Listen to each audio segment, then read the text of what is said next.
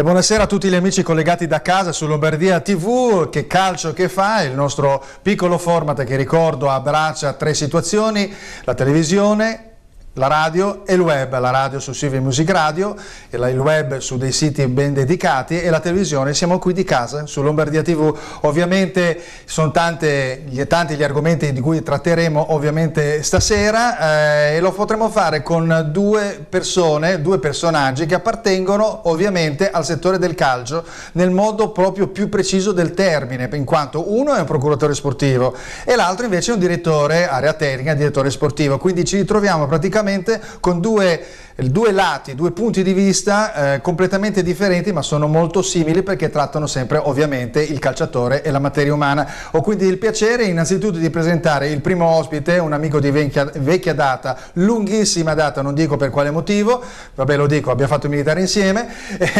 Gianluca Tizzi, procuratore sportivo. Ciao a tutti, grazie sergente, anzi caporal maggiore, e basta.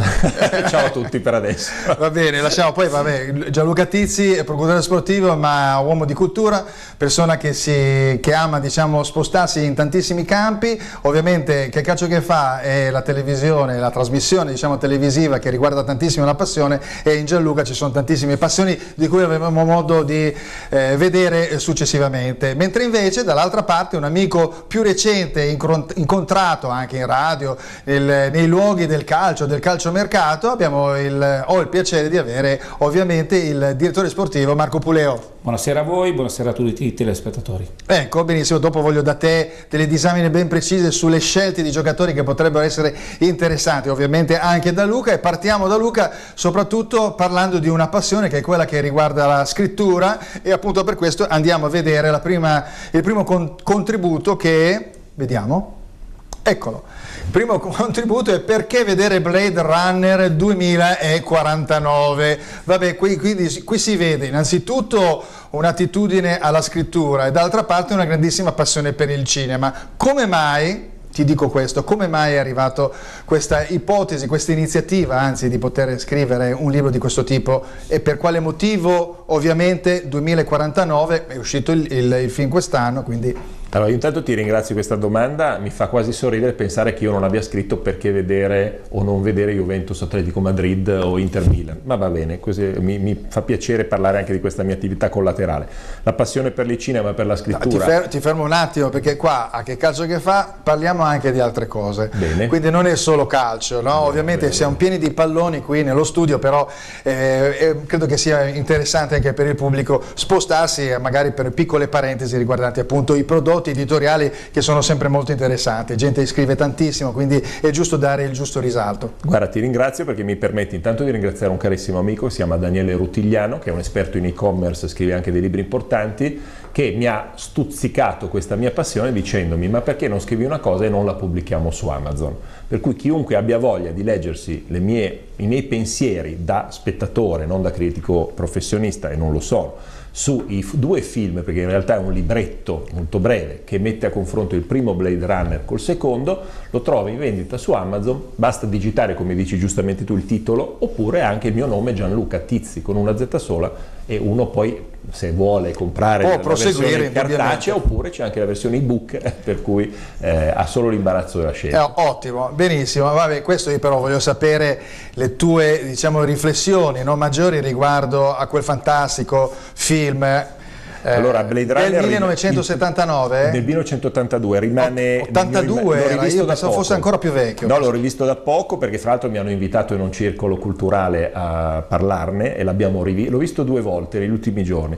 È un capolavoro assoluto perché trascende secondo me un pochino l'immaginario fantascientifico dell'extraterrestre o dell'astronave per toccare forse quasi un tema filosofico, cioè l'immortalità, il desiderio di riprodursi, di rispecchiarsi nell'altro. Ricorderete i famosi replicanti, erano questi esseri semidivini che avevano però solo 4 anni di vita, perché i loro creatori, i loro artefici avevano pensato fosse un espediente per tenerli più sotto controllo, ma a un certo punto questi esseri cominciano a maturare emozioni umane, rabbia, odio, invidia eccetera, e vogliono vivere di più.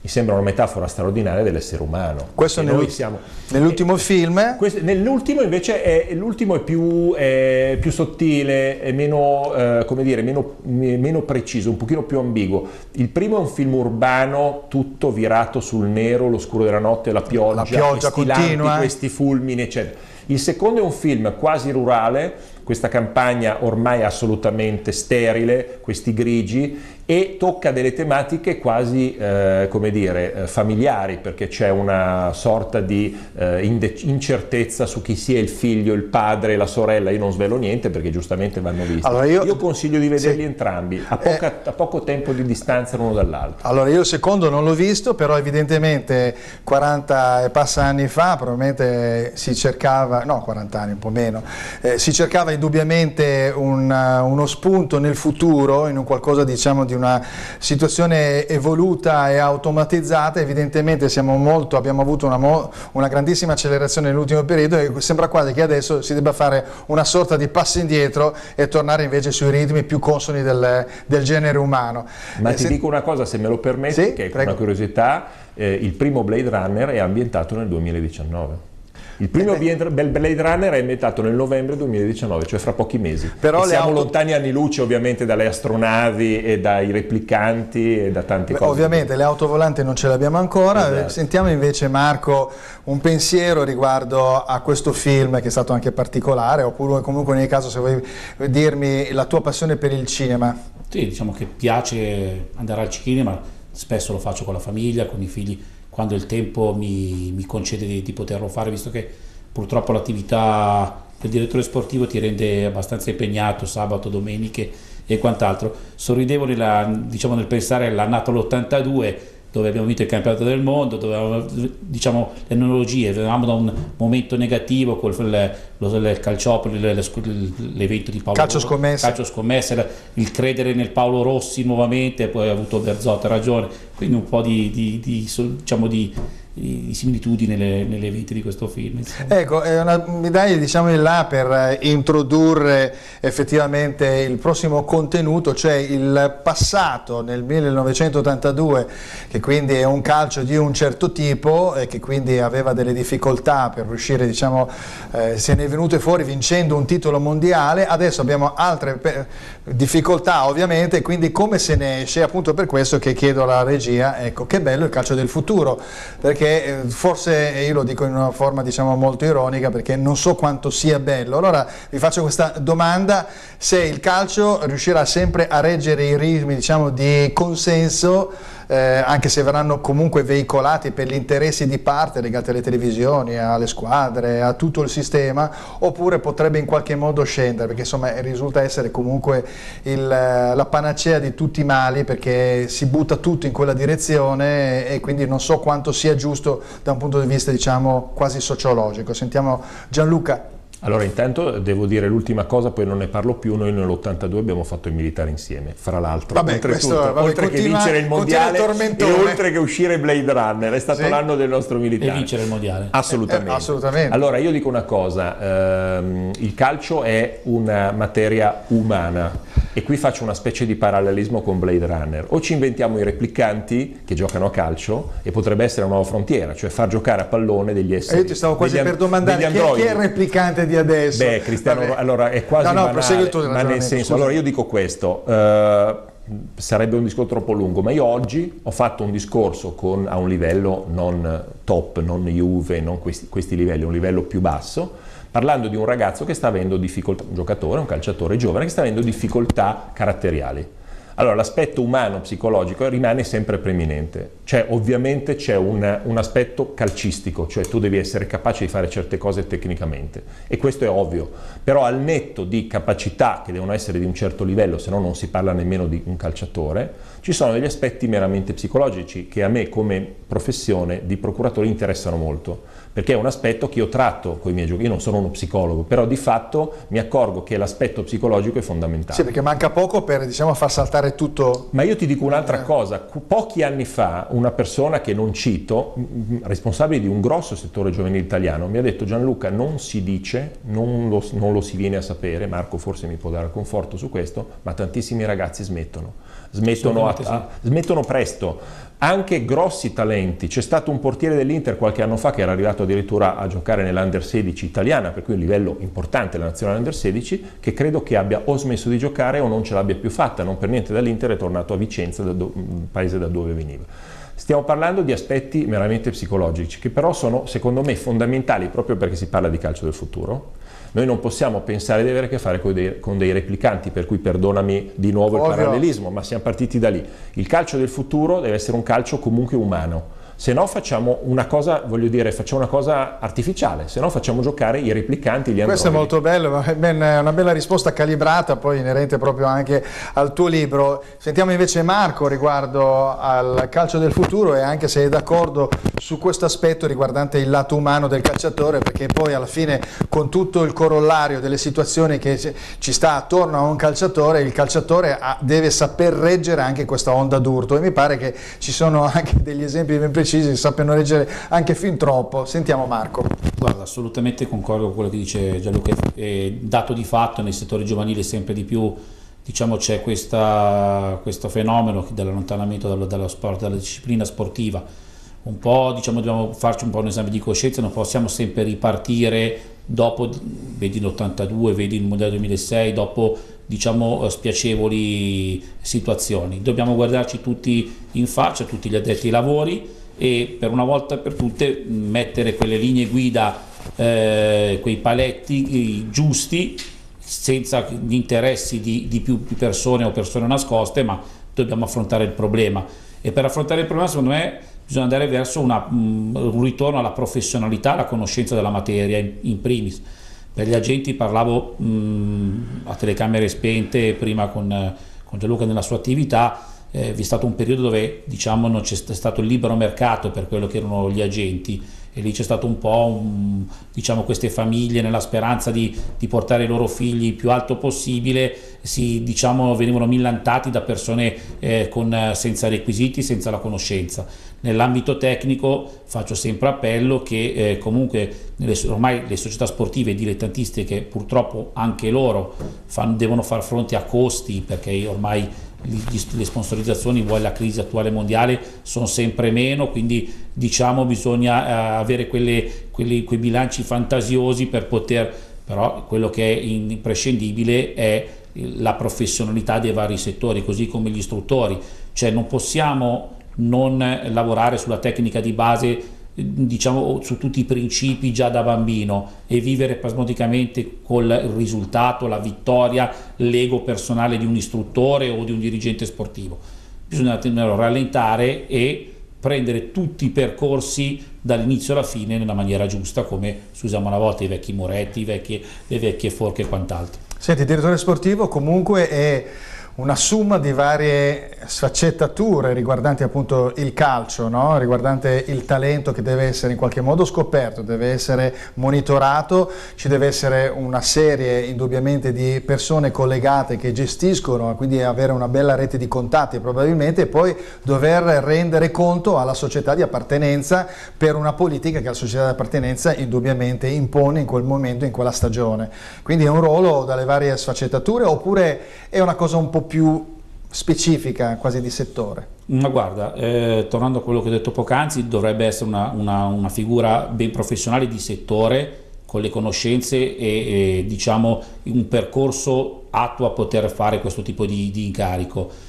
Su questo adesso l'Agicom ha posto dei quesiti su quelli che sono i corsi federali. C'è in questo momento un blocco dove le associazioni di categoria dei direttori sportivi insieme al settore tecnico stanno cercando di reagire, perché c'è una sanzione a livello nazionale sulla FIGC, perché vogliono anche liberalizzare quello che è la figura del direttore sportivo, e per i motivi che ho appena detto sono decisamente contrario, anche perché, ripeto, per migliorare bisogna avere la professionalità, la conoscenza, che è l'elemento fondamentale, ritengo, per un processo che vada verso l'alto. Bene, guardiamo un attimo invece la prossima slide, la numero 3, e riusciamo quindi a capire dove ci stiamo avventurando. Abbiamo parlato appunto di materiale umano, dei giovani, l'aspetto psicologico, l'aspetto umano, l'aspetto ovviamente di crescita e soprattutto la monitorizzazione di quello che è, diciamo, la scoperta insomma dei talenti in Italia, perché stiamo attraversando una fase un po' complicata, indubbiamente perché non ci siamo qualificati ai mondiali, siamo in una fase diciamo di ricrescita, di rinascita, chiamiamolo così, e ovviamente non è semplice, anche perché poi c'è un movimento interno che non fa altro che dire ma il nostro prodotto non va bene, eccetera eccetera, però dobbiamo anche un po' andare oltre queste situazioni negative. Io lo dico spesso che il nostro campionato è complicato, non è brutto da vedersi a tutti i costi, insomma, è chiaro che se lo dobbiamo paragonare ad altre situazioni è ovvio che magari siamo perdenti in partenza, però il nostro campionato riesce a dare sempre qualcosa. Lo spazio ai giovani è ovviamente sempre molto limitato per tante regole, per tante situazioni ovviamente legate a un tornaconto anche delle società e di tutto il comparto che ci sta dietro. Vedendo questi giovani però, prima riguardando un attimo la slide, se le rimettiamo un attimo in onda, vediamo appunto da sinistra Zaniolo, Verratti che già qualche anno di più, Barella, Chiesa e Donnarumma. Abbiamo già 5 undicesimi che non sono male, quindi chiedo a un procuratore sportivo, quindi materiale umano a disposizione, se effettivamente la strada giusta è questa oppure doversi affidare a quei giocatori, per esempio si parla per esempio di Quagliarella, questo per la nazionale, e comunque come poter sviluppare, migliorare, e lo dirò anche a Marco, rivolgerò a Marco la stessa domanda, migliorare la parte giovanile del calcio, no? Ci sono tante idee, sentiamo l'idea di Gianluca Tizzi. Allora, io non ho delle ricette, sarebbe presuntuoso dirlo. Io penso che il calcio a volte vada addirittura per cicli che non sono sempre prevedibili, per cui ogni tanto nascono 6-7 campioni, ogni tanto non ne nascono, e questo è un dato di fatto. Che momento è questo? In questo momento ci sono giocatori molto interessanti. Keane è un 2000 fantastico, italiano, perché anche se si chiama Keane è italianissimo, Donnarumma, i nomi che hai fatto, Chiesa, ce ne sono, Tonali del Bernardeschi che già è un giocatore che ha già qualche anno, diciamo, di più, però di fatto mi sembra un momento interessante, ma io vado anche un po' controcorrente. Non è solo... Allora, i giocatori deve giocare chi lo merita. E se lo merita un quindicenne, un sedicenne, un diciassettenne, deve giocare. Perché vuol dire che è già preparato. Bravissimo. Allora, questo vuol dire, io per esempio sto trattando, lo dico senza far nomi e cognomi, un ragazzo rumeno, 2004, che ha fatto il suo esordio in Serie B a 14, ha esordito nella serie B rumena, nella prima squadra, per cui con gli adulti, a 14 anni. Lo sto trattando con tutte le cautele del caso, perché i regolamenti prevedono che fino a 16 non si possa trasferire, io sono procuratore corretto. Però di fatto credo che, come diceva anche Marco, allora la meritocrazia deve pagare indipendentemente dall'età, che è un ragionamento un po' opposto da quello facciamo giocare i giovani per forza, perché io non sempre sono d'accordo su questa regola degli under che impone di far giocare una certa fascia di età. Non so fino a che punto, Marco, su questo può esserci di conforto, in categorie minori. Che la regola, c'è una regola. Allora, no? È una cosa controversa e secondo me prenderebbe tutta la puntata. Diciamo che a una certa età, cioè 21 anni, alcuni giocatori diventano troppo vecchi per giocare. E questo può essere un vantaggio perché c'è una selezione naturale. Chi merita continua e chi non merita no. Però può creare anche delle problematiche. Per cui non so fino a che punto, e veramente posso dire non lo so, questa regola degli under, soprattutto nelle categorie dilettantistiche e in Serie C, sia stata una trovata positiva. Non lo so. Chiedo a Marco, perché se Marco vediamo un attimo allora Marco riguardo a questo, che la regola la conosce molto bene, anche Gianluca ovviamente. Sentiamo come la può ripetere, diciamo, in termini molto brevi. Guarda, qui è una questione, diciamo, per quanto mi riguarda da direttore sportivo, concordo con quello che ha detto Gianluca, cioè dove nelle attività dilettantistiche vi è l'obbligo di far giocare almeno 4 giovani per quello che è la Serie D, 3 giovani per quello che è l'eccellenza. I Serie D devono giocare quest'anno con obbligatorietà un 2000, 2,99 e un 98. Io diciamo appartengo forse da tanti anni, ho avuto la fortuna che mio fratello ha fatto il calciatore, Pulio Simone Paolo ha fatto il calciatore per 15 anni da professionista, e lui quando è partito ha debuttato in C, allora a 17 anni non c'erano le regole.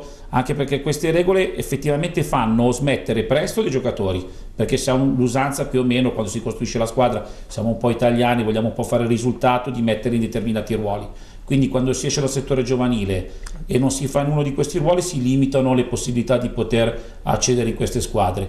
così come buttiamo via, una volta usciti, buttiamo via tra virgolette, diventano maggiorenni. Questi ragazzi non hanno più lo sbocco, con difficoltà possono trovare rientrare nel circuito, diciamo. E poi secondo me anche, diciamo, questo anticipare i tempi non si ha ancora la maturazione giusta per andare in una prima squadra. E poi siamo sicuri anche del materiale umano, poi devono essere anche dei giocatori bravi, perché altrimenti per fare questo salto non lo fanno perché c'è il codicillo che li aiuti, dovrebbe essere per un discorso ovviamente di merito. Va bene, allora invece questo è il discorso di direttore sportivo, invece il ruolo del procuratore sportivo. Io a questo punto qua ti provoco un attimo e ti voglio provocare con il quarto contenuto. Eccolo qua, procuratori, nuovi mostri, abbiamo qua quella che io chiamo la Wanda Raiola, perché non riesco a capire se Minonara. Esatto. Potrebbe essere Minonara la Minolara, ecco. Vabbè, siamo in un terreno un po' minato questo. Va bene, andiamo avanti. Quindi la Wanda Raiola, per dire che quindi i nuovi mostri, perché riesco a parafrasare quella che è, diciamo, una rubrica di un importante TG della sera, ironico e satirico. I procuratori sportivi procuratori sportivi arrivati a un certo punto si ritrovano adesso, dopo una dismissione di tempo fa dell'albo, a dover ricominciare da capo e riaprire, diciamo, il nuovo albo, e quindi credo che sia la cosa positiva. Però in realtà poi è tutto relativo, perché tu puoi gestire comunque dei giocatori e poi tanto ti appoggi a un procuratore sportivo che firma per te, ma sei tu che hai creato il problema con la società, sei tu che hai creato i presupposti per far andare via il tuo assistito, insomma. Quindi quanta validità ha questo albo poi alla fine della fiera? Guarda, è un discorso lungo, ma cercherò di sintetizzarlo. Sicuramente l'esame dava perlomeno un'obbligatorietà di preparazione su certe tematiche. Non risolveva tutti i problemi, ma almeno tu dovevi essere preparato. La deregulation è stato, secondo me, del 1° aprile 2015, se non ricordo male, è stata una necessità della FIFA che non ne poteva più di gestire le migliaia di vertenze economiche che i procuratori presentavano alla FIFA, perché era la FIFA, diciamo, che doveva fare un po' da ricettacolo, nei confronti di società inadempienti e giocatori inadempienti, per cui in realtà era un problema, come al solito, di correttezza nei rapporti. Siccome il calcio è un mondo che per sua stessa quindi si ritorna su questa stessa falsariga. Il problema è questo. Allora io dico, in primo è meglio, io mi affiderei più volentieri, io calciatore, a una persona preparata che a uno non preparato, per cui a un salumiere, con tutto rispetto per il salumiere, chiederei il prosciutto, non chiederei di darmi dei consigli su come gestire la mia carriera.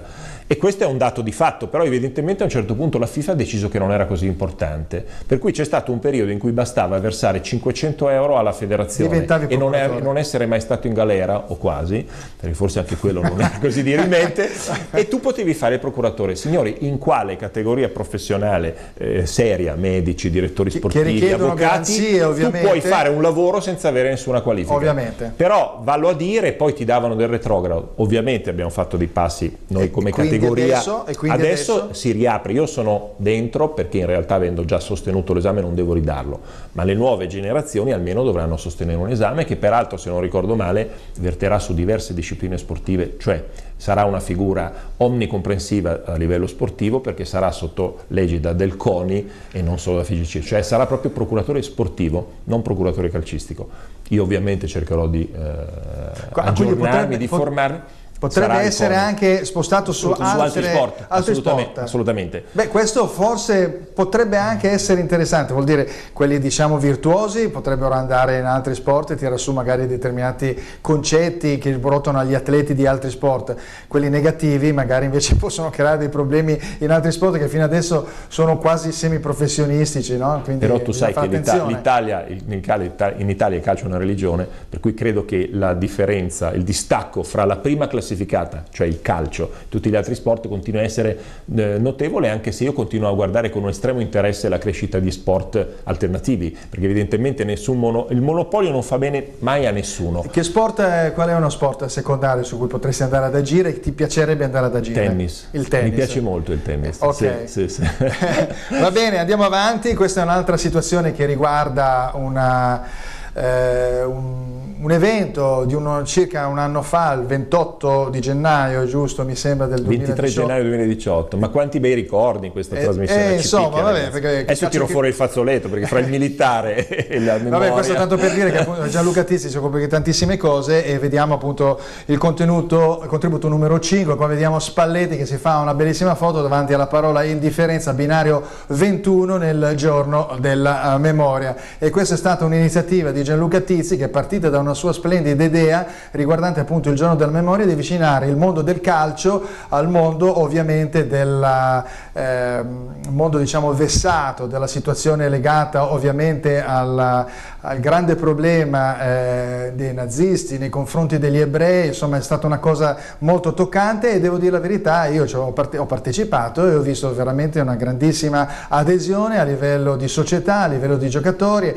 a livello di direttori sportivi. È stata una bellissima esperienza, è stato anche molto toccante essere su quel vagone assieme a dei campioni dello sport, e tutti in silenzio a ricordare purtroppo una tragedia di questo tipo. Quindi Gianluca è stato molto bravo e meritevole. Se vuoi accennare brevemente. No, io ti ringrazio. Allora, dico una cosa: il calcio è cultura.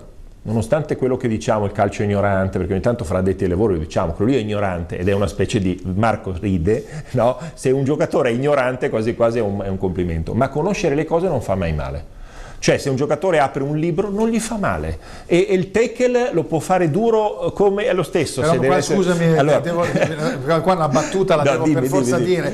C'è Chiellini che è laureato, sì, ha letto tantissimi libri, è laureato, però insomma la spallata la dà sempre. Ma certo, quindi, vedi, allora mi stai dando ragione. Scherzo, allora, quando i tifosi della Lazio, alcuni ovviamente, non tutti, una piccola frangia, misero queste famose foto di Anna Frank con la maglia della Roma, eccetera, non sapevano nulla. Io feci subito un intervento presso persone che conosco, diciamo il figlio della senatrice Liliana Segre, che saluto, Luciano in ospedale ma uscirà oggi, ciao Luciano, e Luciano abbracciò quest'idea di unire con un invito semplice, non era nulla di obbligatorio, era il memoriale della Shoah di Milano, binario 21, stazione centrale, se non l'avete mai visto andate a visitarlo.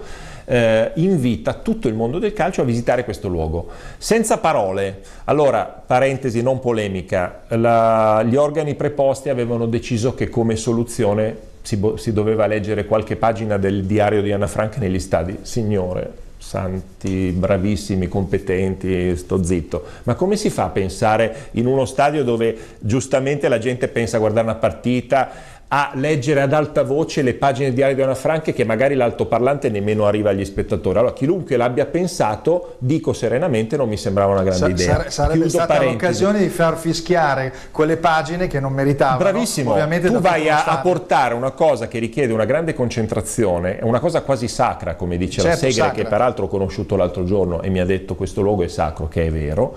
Allora fai il contrario. Invece di portare Anna Frank nello stadio, porta lo stadio da Anna Frank, cioè da dove partivano i treni. L'idea è piaciuta, devo dire serenamente, è stata forse una delle cose più belle di tutta la mia carriera, una lunga carriera, insomma ho fatto tante cose belle, ma questa è una delle più belle, e devo dire con grande rispetto nei confronti di tutte le società che hanno partecipato, ma in particolare l'Inter ha creato un legame fortissimo col memoriale successivamente a questa visita, tanto che periodicamente settore giovanile dell'Inter, dirigenti dell'Inter, io l'altro giorno ho visto Beppe Marotta al memoriale della Shoah, perché hanno presentato una mostra su Arpad Weiss, grande allenatore del Bologna e dell'Inter, che è morto ad Auschwitz perché non ce l'ha fatta a mettersi in salvo dalle persecuzioni, è scappato dalle persecuzioni, i nazisti l'hanno raggiunto in Olanda dove lui si era rifugiato ed è morto con tutta la sua famiglia. Allora, cari negazionisti, cari amici che la pensano chissà come, partiamo da questo presupposto: fair play, che è un bellissimo motto della FIFA, cioè io combatto con te secondo certe regole, io non ti ucciderò sul campo ma farò di tutto per vincere. Allora questo si chiama sport, è la competitività sana. Allora se io ti faccio male è giusto che l'arbitro mi sanzioni, se io però sono più veloce di te, ti porto via la palla e vado in porta, ed è quello che deve piacere, che ci piace in questo sport meraviglioso. Questo indubbiamente, anche perché poi perdiamo sempre delle grandissime occasioni per avvicinare, come dicevi tu, la cultura, ma anche il saper vivere, no? Il calcio potrebbe essere veramente il veicolo per riuscire a migliorare anche la qualità della crescita dei giovani, ma anche di potersi godere, diciamo, lo spettacolo nel migliore dei modi, e invece sembra che si perdano veramente tantissime queste occasioni. Chiudiamo questo argomento, chiudiamo la prima mezz'ora di Che calcio che fa, abbiamo solo un minuto di pausa e poi ci ritroviamo qui per la seconda parte.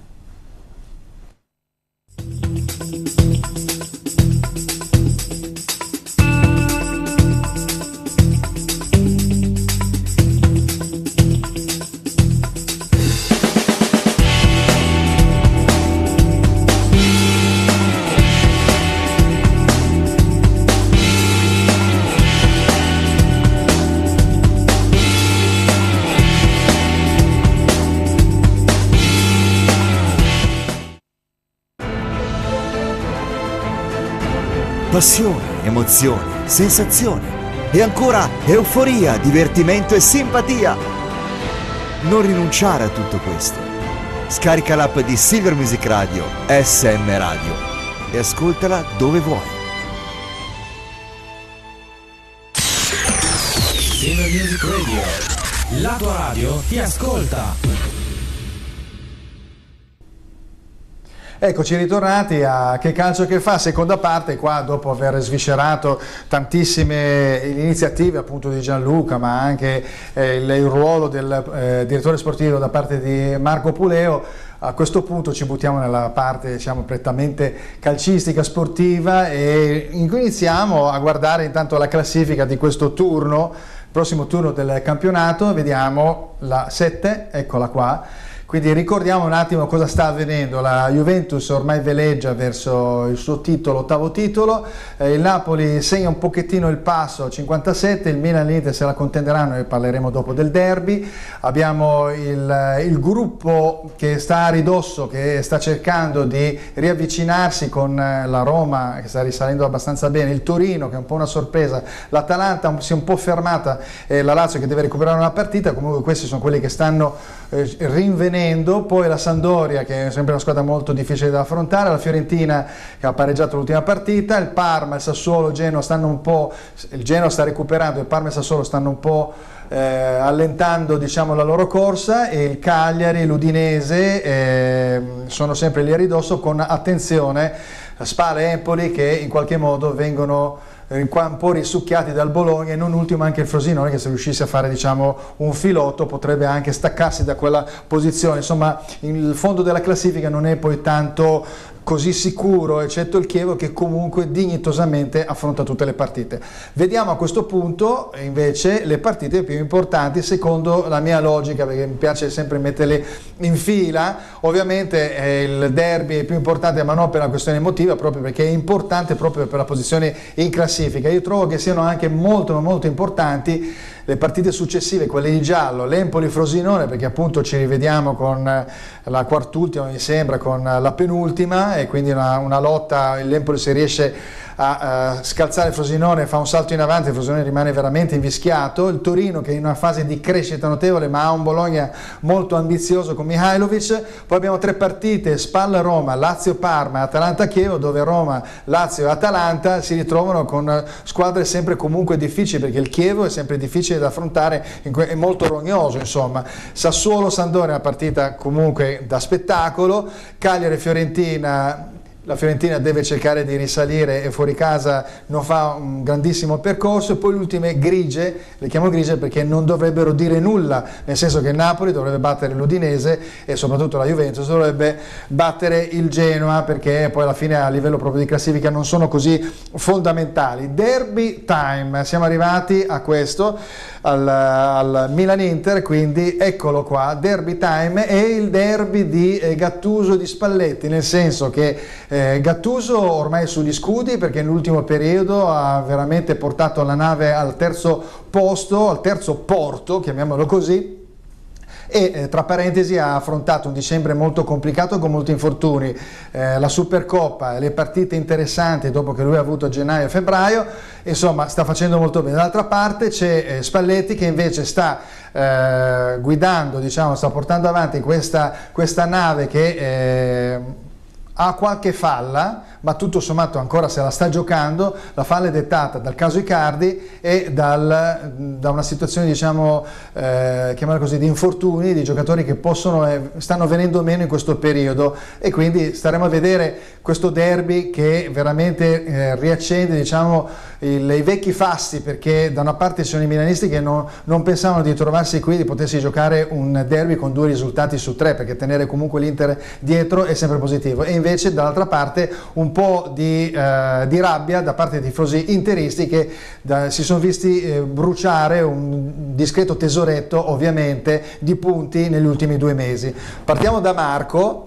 Sentiamo un attimo il suo pensiero, come si avvicinano appunto questi 2 allenatori e quindi ovviamente le 2 squadre, come si avvicinano a questo derby, è una previsione sia dell'una che dell'altra. Diciamo, hai fatto un'analisi come introduzione perfetta. In questo momento il Milan arriva, vuoi per i risultati, vuoi per il recupero degli infortunati, vuoi per un Piatek che ha saputo subito ambientarsi oltre le più rosee aspettative, e diciamo che il Milan arriva bene in questo derby. L'Inter deve dimostrare, visto che è stata superata e solo un punto, di voler recuperare il terreno perso, e ha, diciamo, l'obbligo morale anche per i tifosi di cercare di risuperare il Milan, visto che diciamo, ha perso così tanti punti di distacco, insomma. Sentiamo invece appunto il parere di Gianluca riguardo a questo, poi vi faccio delle domande più precise sulla partita. Allora, io credo che in questo momento la Roma, che è lì che incalza, se vince a Ferrara, e non è impossibile, metta in condizione o Milan o Inter di cercare di vincerlo sto derby. Cioè il pareggio secondo me metterebbe sia Milan che Inter in una situazione di pericolo rispetto alla Roma che incalza. E diventa molto interessante perché effettivamente a campionato chiuso, e qui apro una parentesi veloce senza veleni, che il campionato italiano si chiuda a marzo con 18 punti di distacco fra la prima e la seconda, mi sembra un segnale allarmante, a prescindere, con tutto il rispetto per il lavoro fatto dalla Juve, che ovviamente è un lavoro straordinario, ma il fatto che nessuna squadra riesca a stare dietro da 8 anni a questa parte mi sembra, e qui chiudo la polemica, per cui è un derby estremamente importante, perché a mio avviso una o l'altra devono cercare di vincere la partita, cioè il pareggio le mette entrambi in una condizione in cui la Roma, che incalza, se va a vincere a Ferrara si porta troppo a ridosso. Io invece penso che il pareggio potrebbe essere comunque la panacea dei mali, perché tutto sommato sì, si avvicina giustamente la Roma, però non fa altro che spostare, diciamo, la problematica delle 2 squadre in avanti, avendo ancora tante partite, no? Non tantissime, però comunque c'è ancora un po' più di un quarto di campionato, giusto Marco? Io sono, diciamo, di parte, perché mi sono dichiarato tifoso milanista, quindi però anch'io la vedo come te. Diciamo, io sono convinto che il Milan non perde, quindi diciamo il risultato forse del pareggio possa, diciamo, mantenere quel punto di vantaggio, eventualmente se la Roma riesce comunque a vincere con la SPAL, tenere almeno una domenica in più il distacco, e quindi la posizione salda. Sì, anche perché poi a questo punto la Roma andrebbe a 50, giusto, e raggiungerebbe l'Inter in caso di sconfitta. Sì. Se l'Inter arriva a perdere questa partita, veramente sta decadendo in una maniera, proprio in una voragine, probabilmente, sì. Ma soprattutto da un punto di vista psicologico di squadra, perché non da un punto di vista in termini numerici, perché ancora un quarto posto sarebbe più o meno in convivenza con qualcuno. Sì, però l'Inter in questo momento è anche in un momento dove, tra infortuni, tra la situazione Vandanara, diciamo, anche la rosa è diminuita parecchio. Sì, anche perché poi è abbastanza, diciamo, è la prima volta forse che succede una cosa del genere, avendo la possibilità di avere la finestra del calciomercato di gennaio e dire vabbè, io non ho più un centravanti, vado a prendere un centravanti di riserva. Invece questo non è stato neanche fatto, e quindi praticamente vuol dire tirarsi la zappa sui piedi e non riuscire a risolvere una situazione, perché a tutt'oggi l'Inter non ha un attaccante in più in rosa, e quindi lo vediamo, perché ovviamente Lautaro Martinez che sta comunque riproponendo bene, Politano arriva in zona tiro e al gol, però sono 2 giocatori, un po' di movimento, e non sono, diciamo, il puntero su cui è stata fatta la squadra. Però forse la squadra incomincia a giocare un po' meglio. Dico, Gianluca, è meglio questa squadra da un certo punto di vista, che incomincia a giocare un po' più apertamente, con più soluzioni d'attacco, oppure ritornare su quello che è stato l'Icardi dipendenza di questi ultimi 3 anni? Caro sergente, vuoi la risposta politica, quella che fa piacere a te? Perché io lo so, no, quella che fa io piacere conosco a te. il tuo pensiero. Quella che fa tu piacere sostieni a te. da tempo che la squadra, che Icardi sia un giocatore importante ma non determinante, e questa dipendenza da Icardi la vedi come un male, ma in parte sono anche d'accordo con te, nel senso che se tu costruisci la squadra su un giocatore che peraltro è letale nei 16 metri, su questo penso che siamo tutti d'accordo che lui è uno dei pochi giocatori, io l'ho visto fare dei gol di rapina che veramente da autentico bomber. Di contro hai ragione tu, non è un giocatore che per caratteristiche aiuta molto la squadra, per cui io mi metto un attimo nella situazione di un progetto che è stato indirizzato in una certa appunto direzione e che poi all'improvviso per i capricci, gli infortuni veri o presunti e la fascia di capitano, ma non torniamo sempre sulle stesse cose, viene dismesso. Per cui questo secondo me è una delle cause fondamentali della crisi dell'Inter. Cioè in questo momento l'Inter è spaccata intorno al caso Icardi e non è accettabile per uno sport di squadra per definizione, per eccellenza come il calcio, che un unico giocatore tenga in scacco, voglio dire, tutto su questo sono assolutamente d'accordo con te. Quindi, non credo nemmeno che faccia del bene a Mauro Icardi, ma questo è un discorso diverso, non abbiamo nemmeno il tempo di analizzarlo, cioè non penso che un giocatore che si comporta così abbia dei benefici reali da questo atteggiamento. I capricci, non lo so, poi c'è la scuola Raiola è quella della trattativa col coltello fra i denti, io mi alzo, Ibrahimovic lo racconta benissimo nella sua biografia, cioè il ciccione geniale, perché lui lo chiama così, il suo procuratore, il ciccione geniale era quello che si alzava se le cose non andavano come diceva lui. Io non lo so, io sarei un procuratore diverso se avessi giocatori di quel calibro. Comunque Icardi in ogni caso può aver già fatto dei calcoli ben precisi perché magari ha già una squadra. Sentiamo invece riguardo a questo, perché Marco voleva dire qualcosa.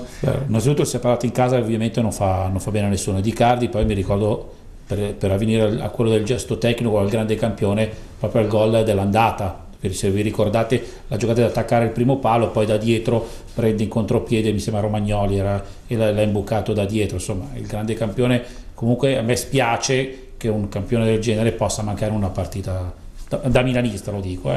Vabbè, insomma, questo vedremo, anche perché poi non pensate che, ho visto anche la partita, quella della settimana scorsa contro la Spal, in cui non riusciva a sbloccare il risultato l'Inter, poi per una questione appunto di infortuni Candreva è andato a giocare a centrocampo, no? E quindi ha scompaginato l'assetto del centrocampo in senso negativo, perché l'Inter non giocava più come sa giocare più o meno, però ha creato praticamente i presupposti di diciamo negativi per la difesa della Spal, perché non sapeva più come prendere un giocatore a centrocampo che ha delle caratteristiche più da puntero. Quindi questo fatto di scompaginare quindi una sorta di effetto sorpresa possa in qualche modo creare un problema a Gattuso. Quindi torniamo sulla disposizione tattica del Milan e di quella che potrebbe essere quella dell'Inter. Quindi se un Gattuso come può aspettare, cosa si aspetta insomma dall'Inter a livello di disposizione tattica. Quindi sentiamo Gianluca.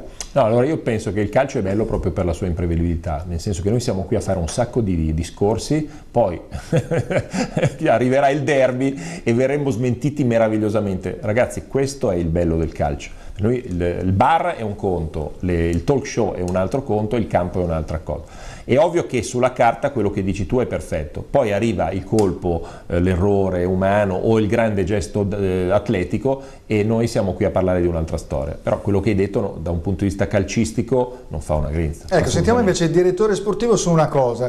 All'andata ci fu un primo tempo in cui il Milan gestì il gioco e c'era Higuaín, ricordiamoci, no? Adesso c'è Piontek.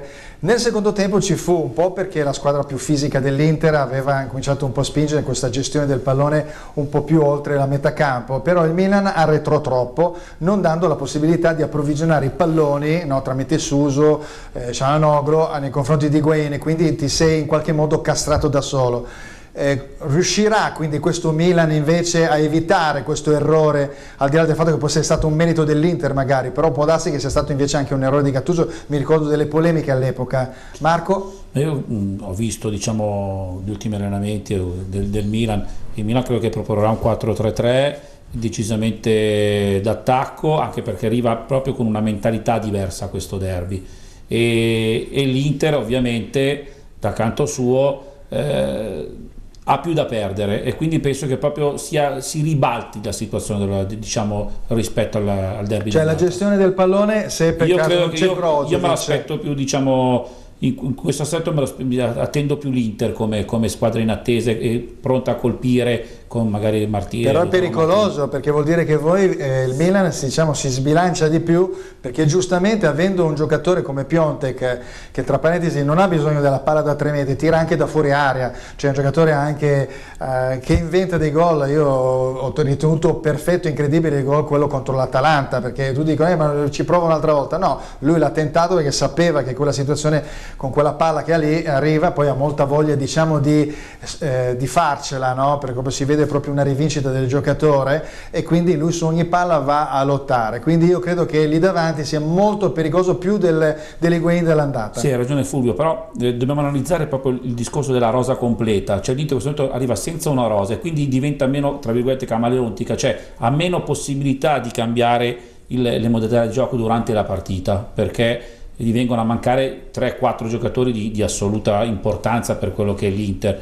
Quindi cioè, la vedo con poche alternative tattiche. In questo modo ci sarà una fase forse più attendistica da parte del Milan all'inizio, una volta che vedono come gioca l'Inter cercherà di infilzarla nel modo giusto. Ma io credo che per l'esperienza di Spalletti anche in campo europeo non diciamo, tenda proprio ad aspettare all'ultimo di giocare le sue carte, quindi per questo che mi aspetto un po' l'Inter più attendista, per poi cercare di studiare bene durante il percorso della gara la strategia migliore per andare a far male al Milan. Certo che una sconfitta farebbe forse più male all'Inter per ovvi motivi, proprio perché non è un momento negativo e perché la Roma, ripeto, ribadisco, se dovesse agganciarla, se la Roma vince a Ferrara e l'Inter perde in casa perde il derby col Milan, di fatto viene agganciato. Poi ricordiamo sempre la fase iniziale delle squadre di Ranieri, ricordo anche l'Inter quando Ranieri arrivò, fece un filotto, mi ricordo, mi sembra 9-10 partite, poi crollò verticalmente, però vuol dire che riesce a prendere dal punto di vista nervoso e riesce a risistemare il caos che ci può essere stato in casa con l'Empoli a fatica, ma aver vinto secondo me dice sono sempre 3 punti, assolutamente vale sempre 3 punti quel tipo di vittoria. Sentiamo invece i giocatori che potrebbero essere diciamo importanti. Sembra Gianluca Tizi, uno per parte, sia dalla parte dell'Inter che dalla parte del Milan. Penso, non so, a Lautaro Martinez, penso a una fase diciamo magari, non so, che magari si invola e fa un'azione personale, cioè delle cose anche un po' differenti. È facile dire Piontek. No, possiamo fare un gioco, Piontek Andanovic barra Lautaro Martinez Donnarumma, nel senso se fa bene, esatto, possono essere due possibilità, piano A e piano B. A coppie, ma a coppie non è male, quindi esatto. Vuol dire quanto può influire il portiere in questo, esatto, il gesto del portiere che salva il risultato, quindi abbiamo, che il gesto dell'attaccante che riesce a risolvere abbiamo la partita. Forse un portiere migliore rispetto, cioè diamo ad Andanovic un pelino proprio più su di Donnarumma, perché di fronte è comunque un Piontek che segna molto di più e dall'altra parte un Lautaro che gioca per la squadra ma segna di meno, quindi insomma questo bilancino qua è terribile. Sentiamo invece i due giocatori, se è d'accordo anche Marco, oppure se ne inventa altri due, uno per parte.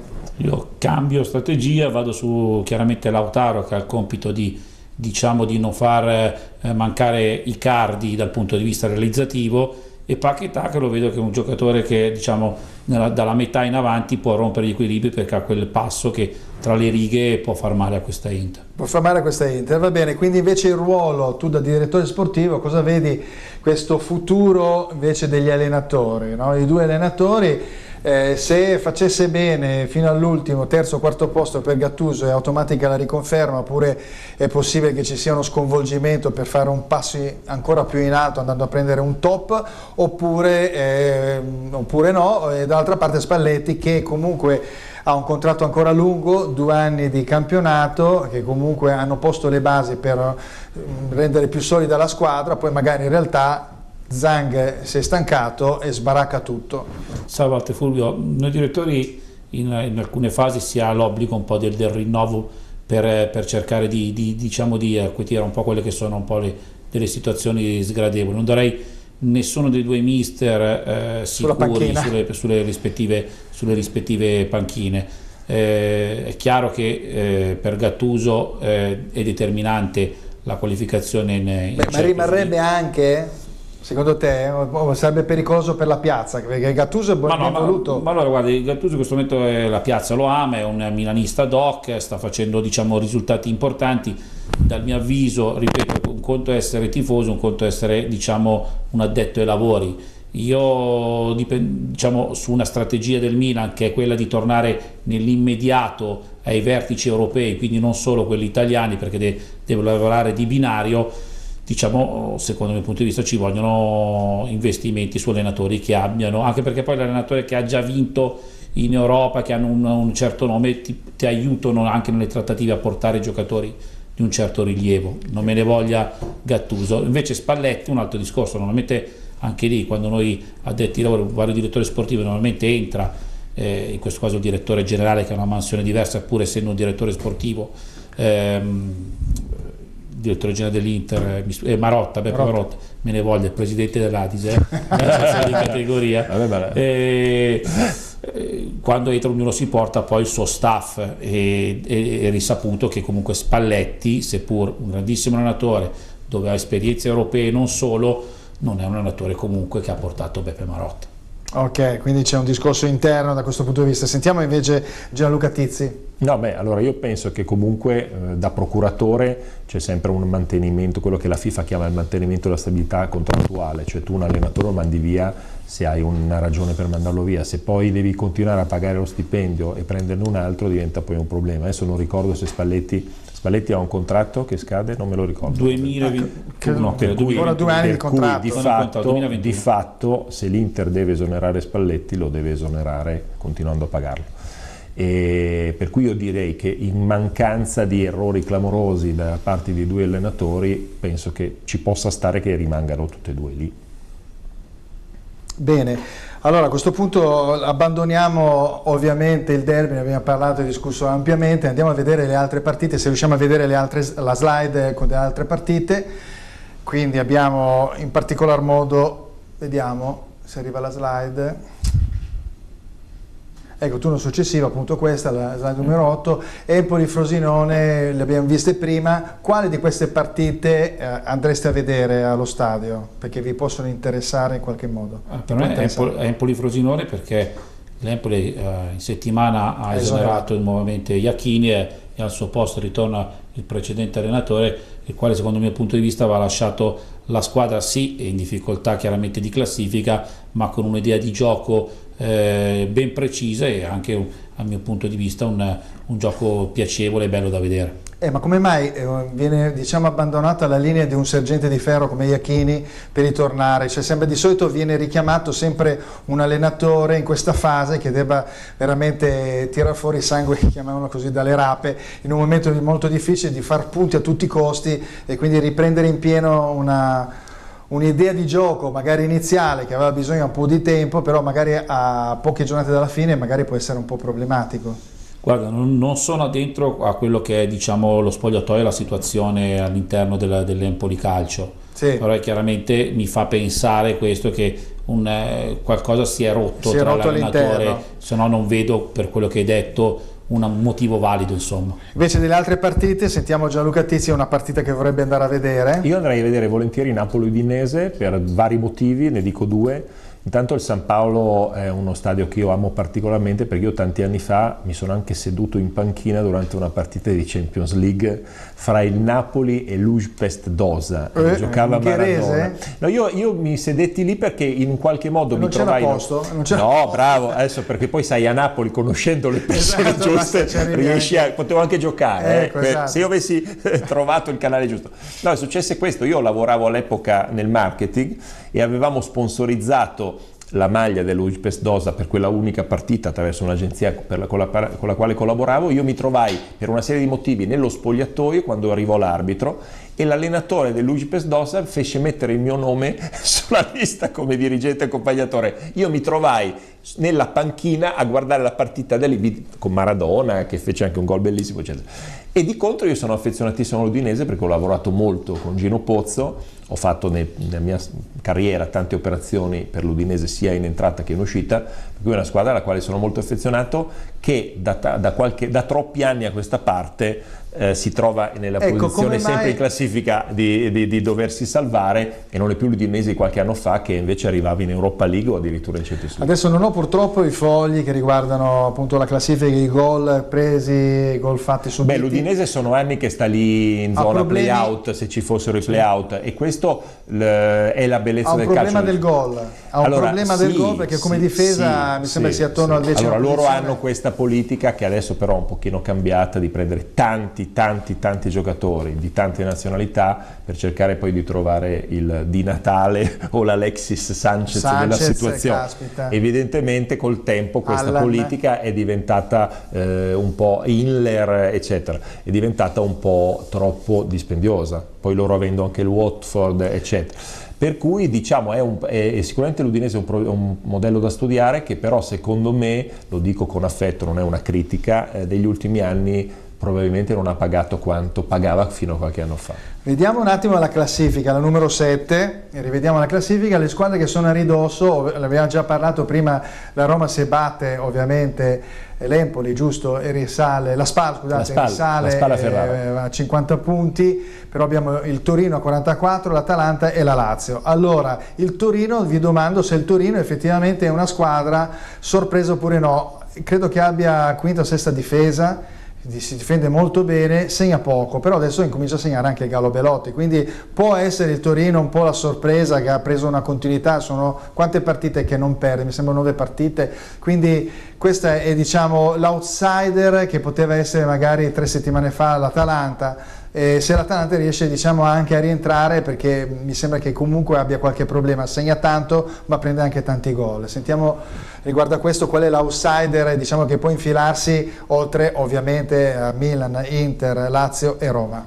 Diciamo che si sta per arrivare a quello che è la cosiddetta volata finale, e tra le due il Torino sicuramente avendo già una difesa arcigna, una costruzione di gioco basata sulla copertura degli spazi, quindi molto brava a difendersi, mancava effettivamente quello che sono i gol di Belotti. Se adesso arrivano i gol di Belotti lo vedo avvantaggiata su un'Atalanta dove a già inizio stagione, nonostante fino ad oggi ha fatto un cammino fantastico, se vi ricordate quest'estate non so per quale motivo Gasperini si lamentava un po' di quello che era di quello che non aveva i ricambi, un po' la squadra. Non avevano comprato i giocatori. E poi diciamo il fatto, poi non voglio entrare poi in merito, il nervosismo avuto anche a Genoa nello spintone al dire segretario generale della Samp, mostrano un po' quello che è in questo momento una situazione un po' di nervosismo in casa. Beh, ti ricordo che è un ex genoano, quindi sì. Ha allenato, quindi chissà quante storie che ci stanno dietro da questo punto di vista. Dal tuo punto di vista riguardo appunto l'outsider, e poi dopo parliamo anche delle romane. Allora io concordo con Marco sul discorso Torino, perché il Torino obiettivamente non è nemmeno una sorpresa, è una realtà solida ormai da qualche anno. Petracchi fa sempre un buon lavoro, se poi Belotti diciamo riesce a però quest'anno sembrava che dovesse partire come fatica. Ogni anno si sta assestando. Ha fatto fatica, sì, ci sono poi lì le dinamiche, ci sono dinamiche varie di spogliatoi, bisogna vedere tante cose, no? Che da fuori è difficile poi, ma spesso anche chi sta dentro interpreta a fatica. Il calcio è bello, ripeto, anche per questo, perché ci può essere la partita preparata benissimo e per una serie di motivi umani, il fattore umano ancora una volta, meno male. Non viene. Però diciamo che io sono d'accordo con Marco che il Torino io lo sto seguendo con molto interesse e molta curiosità. Ecco, invece la Roma e la Lazio deve recuperare una partita, mi sembra l'Udinese, giusto? E quindi arrivato a un certo punto è una squadra che potrebbe anche avere 45 punti, insomma, quindi a ridosso comunque di questo allora quarto la Roma con questo cambio importante e il fatto che si è ripresa comunque in qualche modo dall'eliminazione di Porto, una bella delusione, perché voglio dire, bene o male si poteva pensare di passare il turno, arrivare nei quarti sarebbe stato un grande successo per la Roma. Però questo fatto di essersi ripresa, di aver fatto un cambio, secondo me Ranieri ha la possibilità di motivarli spostarli nella maniera giusta per arrivare poi, perché poi ovviamente l'obiettivo della Roma è di arrivare in zona Champions, per cui diciamo di fatto potrebbe farcela. Ecco, va bene, siamo arrivati alla zona finale invece, no? Alla fine, diciamo, quindi stiamo atterrando sulla pista appunto di atterraggio della fine, diciamo, della trasmissione, ma prima di questo abbiamo qualche video da mettere in onda, qualche videata, vediamo un attimo cosa, salutando ovviamente Gianluca Tizzi, ricordiamo ovviamente, ma ti salutiamo dopo. Grazie. Perché vedere Blade Runner 2049, grazie. Ricordate, questo è un libro che si può trovare online e sono quindi i parallelismi tra i due film del 1982 e del 2049, lo facciamo più vecchio ancora. No, non è del 2049 ma è di 3 anni fa, per cui è del 2016 se non sbaglio. No, 2016. Si chiama Blade Runner nel 2049, ma è, se non ricordo male, è un film del 2016. Sono passati, non l'ho visto, lo andrò a vedere, recuperò questa magagna. Poi dall'altra parte invece abbiamo, questo parlando sempre di libri, a Bordo Ring, settimana prossima, giovedì 21, Mario Bambini e Dario Ricci. Mario Bambini è un pugile, un istruttore che ha scritto questo libro grazie alla collaborazione di Dario Ricci, un amico di Radio 24, viene presentato alla Mondadori di Crema e io presenterò la serata, quindi insomma se qualcuno vuole venire a vedere mi farà anche piacere da questo punto di vista. Poi andiamo a quelle che sono invece i nostri momenti, diciamo, di beneficenza. C'è una notizia, io continuo a battere su questo canile municipale di Monte Contesa, dove ho preso un bellissimo cane 1 anno e mezzo fa, e vi dico che esiste una donazione da parte esterna, anche del comune credo, e quindi chi va a ritirare un cane avrà un buono di 250 euro da poter utilizzare in qualche modo, o per un addestramento, insomma per un sostegno che può avere in qualche modo. Tra parentesi, sono dei cani bellissimi, ve lo garantisco, sono tenuti molto molto bene. E poi in ultimo abbiamo sempre la tabella che riguarda le varie attività di Che Calcio Che Fa, quindi ricordiamo sempre venerdì alle ore 21 e sabato alle ore 18 in replica, anche per vedere domani questa trasmissione, ovviamente anche in streaming su Telesol Regina. Poi abbiamo in radio, in SM Radio, lunedì alle ore 15, silvermusicradio.it, e in diretta anche sul canale sempre del gruppo Lodi Crema TV, canale 111, e poi sul web per qualche notizia così carina, simpatica, che calciochefa.com. A questo punto io incomincio a salutare gli ospiti e ringrazio appunto il nuovo caporal maggiore, perché lo investo io da stasera, caporal maggiore procuratore di calcio amico Gianluca Tizzi. Grazie Fulvio, grazie Marco, grazie a tutti. Benissimo, e ovviamente l'altro saluto a un amico, Marco Puleo, e tanti auguri per la sua professione. Grazie a tutti voi telespettatori. Benissimo, mi raccomando, ricordatevi Che Calcio Che Fa, ci ritroviamo settimana prossima sempre di venerdì. Che Calcio Che Fa.